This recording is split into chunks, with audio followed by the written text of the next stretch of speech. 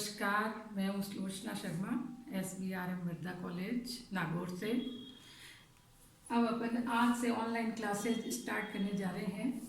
BSc part first start करेंगे, जिसमें सबसे पहले यूनिट फर्स्ट की अपन डिस्कस करेंगे। यूनिट फर्स्ट के अंदर दो टॉपिक है, A और B दो में डिवाइड किया हुआ है। पहला जो है वो है एटॉमिक स्ट्रक्चर, परमाणु संरचना, और दूसरा है केमिकल बॉन्डिंग, रासायनिक बंध। फिर अपन सबसे पहले लेंगे एटॉमिक स्ट्रक्चर। तो अपन इस यूनिट के अंदर कौन कौन से टॉपिक कवर करेंगे वो पहले देखते हैं। डी ब्रोगली के तरंग समीकरण है, हाइजेनबर्ग का अनिश्चितता सिद्धांत। 11th-12th में जैसा कि अपन एटॉमिक स्ट्रक्चर के बारे में पढ़ते हुए आए हैं, तो अब आपके BSc में उसे आगे डिटेल में दिया हुआ है। उस डिटेल में अब आपके ये जो टॉपिक है इन्हें अपन कवर करेंगे। तो इसमें डी ब्रोगली के तरंग समीकरण है, हाइजेनबर्ग का अनिश्चितता सिद्धांत, हाइजेनबर्ग के अनिश्चितता के सिद्धांत के बाद में परमाणविक कक्षक के बारे में, फिर श्रोडिंगर तरंग समीकरण यानी कि वेव मैकेनिक्स यानी तरंग यांत्रिकी के बारे में अपन पढ़ेंगे। तरंग यांत्रिकी जब अपन पढ़ते हैं तो उसमें साई और साई स्क्वायर आता है। उन साई और साई स्क्वायर की क्या सिग्निफिकेंस है, क्या महत्व है, उसके बारे में चर्चा करेंगे। क्वांटम नंबर, ये भी वेव मैकेनिक्स से ही आती है। तो क्वांटम संख्याएं, रेखीय और कोणीय तरंग फलन क्या है, वितरण बल, SPD कक्षकों की स्ट्रक्चर किस तरह से होती है वो। उसके बाद में जब अपन इन सभी के बारे में पढ़ लेते हैं तो अब किस तरह से एक एटम के अंदर SPDF कक्षकों के अंदर इलेक्ट्रॉन भरे जाएंगे, उनका इलेक्ट्रॉन का वितरण किस तरह से होगा, उसके बारे में जो रूल दिए गए ऑफ्बो सिद्धांत उसकी अपन चर्चा करेंगे। ऑफ्बो सिद्धांत के अंतर्गत 3-4 और रूल आते हैं। पहला ऑफ्बो सिद्धांत में पाउली का अपवर्जन सिद्धांत आता है, हुंड का बहुलकता का नियम आता है, और तीसरा N+N ये आता है।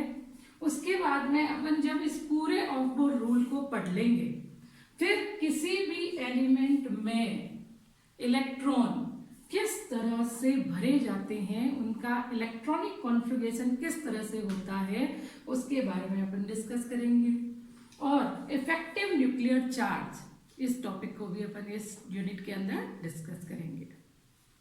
यूनिट फर्स्ट का पहला टॉपिक अपन डिस्कस करेंगे डी ब्रोगली द्रव्य समीकरण, ड्वेल नेचर ऑफ इलेक्ट्रॉन के बारे में। 1905 में आइंस्टीन नामक वैज्ञानिक ने प्रकाश की प्रकृति के बारे में बताया। उसने ये बताया कि प्रकाश जो होता है उसका दोहरा नेचर होता है, लाइट की दोहरी प्रकृति होती है, वो कण की तरह, पार्टिकल की तरह भी काम करता है और तरंग वेव की तरह भी कार्य कर सकता है। यदि वो कण है, पार्टिकल है, तो प्रकाश विद्युत प्रभाव ये फ्लो करता है, और यदि वो तरंग है तो विवर्तन, परावर्तन, ध्रुवण आदि ये जो क्रियाएं हैं ये बताती है कि प्रकाश का तरंग नेचर होता है। तो प्रकाश की दोहरी प्रकृति के बारे में आइंस्टीन ने 1905 में बताया, और उस समय उसने एक समीकरण बताई। उसने बताया E बराबर mc², जहां E का मतलब है ऊर्जा, m द्रव्यमान, c प्रकाश का वेग। तो किसी भी प्रकाश की जो ऊर्जा होती है वो mc² के इक्वल होती है, बराबर होती है। इस समीकरण को आइंस्टीन समीकरण के नाम से जाना जाता है। अब आइंस्टीन के बाद में 1924 में डी ब्रोगली साइंटिस्ट ने यही दोहरी प्रकृति जो प्रकाश की होती है वो उसने बताई द्रव्य के लिए, किसी भी मैटर के लिए। तो द्रव्य के भी दोहरा गुण हो सकता है, वो पार्टिकल नेचर भी रख सकता है और वेव नेचर भी रख सकता है। तो डी ब्रोगली ने द्रव्य की ड्वेल नेचर के बारे में बताया। इसके अनुसार यदि वो कण है तो उसका वेग होना चाहिए, उसके पास में उसका द्रव्यमान होना चाहिए, और उसका मेन और इम्पोर्टेंट उसका संवेग होना चाहिए। अब यदि वही द्रव्य तरंग की भांति कार्य कर रहा है तो तरंग जब आगे बढ़ती है तो उसके पास में उसकी आवृत्ति होती है या उसका वेवलेंथ लैम्डा तरंगदैर्ध्य होता है। तो यदि वो पार्टिकल है या वेव है, यदि उसका दोनों नेचर है, दोहरा गुण है, तो डी ब्रोगली ने ये बताया कि कोई सा भी द्रव्य डबल नेचर ड्वेल नेचर रखता है, वो कण की तरह भी व्यवहार कर सकता है और तरंग की तरह भी व्यवहार कर सकता है। फिर उसने ये बताया कि किसी भी द्रव्य का तरंगदैर्ध्य लैम्डा उसके संवेग के व्युत्क्रमानुपाती होता है। Lambda inversely proportional to P, जहां पर लैम्डा तरंगदैर्ध्य, पी हो गया उसका संवेग। फिर अपन जानते हैं कि जो पी होता है संवेग होता है, उसका सूत्र होता है m इंटू वी। तो यहां समीकरण में लैम्डा बराबर h अपॉन पी, जब इसकी वैल्यू पुट कर दें तो h अपॉन एम वी, जहां h हुआ प्लांक नियतांक, m किसी भी मैटर का द्रव्यमान, v किसी भी मैटर का वेग। तो समीकरण बनी लैम्डा बराबर h अपॉन पी या लैम्डा बराबर h अपॉन एम वी। इस समीकरण को डी ब्रोगली की तरंग समीकरण के नाम से जाना जाता है कि किसी भी द्रव्य का तरंगदैर्ध्य उसके संवेग के व्युत्क्रमानुपाती होता है। इसे डी ब्रोगली समीकरण के नाम से जाना जाता है। अब ये जो समीकरण है, ये समीकरण अपन प्लांक के क्वांटम सिद्धांत और आइंस्टीन समीकरण के द्वारा अपन इसे प्रूव कर सकते हैं, सत्यापित कर सकते हैं। तो प्लांक का क्वांटम सिद्धांत कहता है कि E ऊर्जा का मान h न्यू के इक्वल होता है और आइंस्टीन समीकरण होती है mc²। तो यहां पर h न्यू बराबर mc²। अब किसी भी तरंग की आवृत्ति का सूत्र न्यू जो होता है वो होता है c या c बराबर न्यू लैम्डा। तो यहां से न्यू बराबर आ जाएगा c अपॉन लैम्डा। तो समीकरण बनी hc अपॉन लैम्डा बराबर mc²। c से एक c कैंसिल हुआ तो बना h अपॉन लैम्डा बराबर mc, लैम्डा बराबर h अपॉन mc। लैम्डा बराबर h अपॉन mc में यहाँ पे m है द्रव्यमान, c है प्रकाश का वेग और h हो गया प्लांक नियतांक। तो यहाँ पर जो m इंटू सी आया है वो प्रकाश के लिए m इंटू सी है, और यदि यही c किसी भी द्रव्य के लिए लगाएं तो c की जगह पर अपन लगा सकते हैं v। तो समीकरण बन गई लैम्डा बराबर h अपॉन एम वी या लैम्डा बराबर h अपॉन पी। यह एक डी ब्रोगली समीकरण है और ये समीकरण प्लांक के क्वांटम सिद्धांत और आइंस्टीन समीकरण के द्वारा सत्यापित की जा सकती है। तो यहाँ पे समीकरण आई लैम्डा बराबर h upon P, de Broglie की तरंग समीकरण। डी ब्रोगली समीकरण की एप्लीकेशन पहली एप्लीकेशन बोर सिद्धांत और डी ब्रोगली के बीच में। बोर सिद्धांत की एक पोस्टुलेट आती है कि इलेक्ट्रॉन उन कक्षाओं में चक्कर लगाता है जिसमें इसका कोणीय संवेग h अपॉन 2 का पूर्ण गुणज होता है।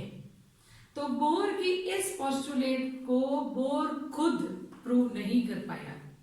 तो जब ये डी ब्रोगली समीकरण आई तो ये समीकरण बोर सिद्धांत की इस पोस्टुलेट का वेरिफिकेशन करता है।